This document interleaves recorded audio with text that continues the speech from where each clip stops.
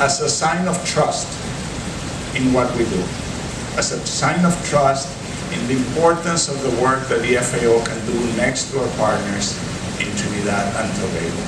We would not have received the support if this society, if this country did not believe that what we do is useful and is important. But we take this home also as a very clear signal that we must renew and redouble our commitment to working with Trinidad and Tobago to achieve sustainable development for this beautiful nation. We will work with our partner and sister agencies, funds and programs of the United Nations as we go through a period of renovation, renewal and reform of our own organization, trying to work together better to build stronger UN country teams. But I want to stress in particular a few issues that we have received as clear signals from the government of areas in which they want us to emphasize our work in the coming years. Sustainable fisheries. Most of the fisheries in this country are being overfished. They're under tremendous stress. Fisher folks now need to do more work in order to capture less fish.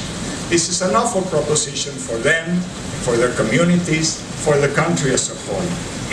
We also have been asked to pay more attention and to contribute more to the sustainable management of forest and protected areas. 44% of the land area of this country is covered by forests. Forests are not only important in themselves as ecosystems, as beautiful ecosystems, they're also important because they deliver the water on which the society depends and which is becoming scarcer every day. They are important for tourism. They are important also because this country cannot afford to lose this forest because in the past 25 years, the agriculture, livestock, fishery sector of this country has increased its greenhouse emissions by 34%. Forests are critical in reverting this trend and aiding in our global fight against climate change. We want to do more next to the government in the area of land administration. I found today, preparing for this ceremony, that Trinidad and Tobago is the 50th most densely populated country in the world.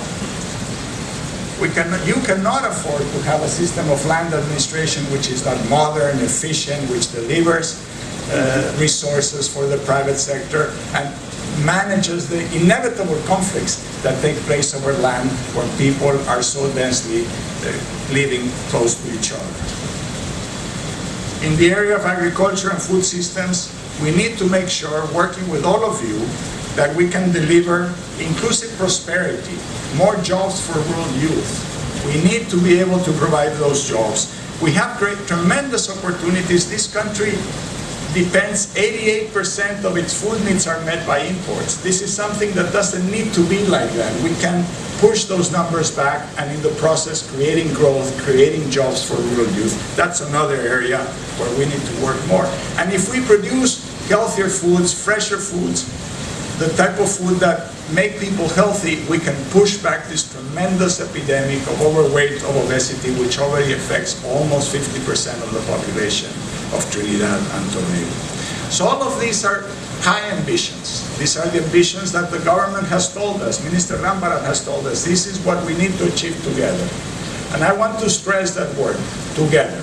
We can only do this in partnership with government, with the private sector, with academia, with the sister agencies from the UN and also the Inter-American System, ICA.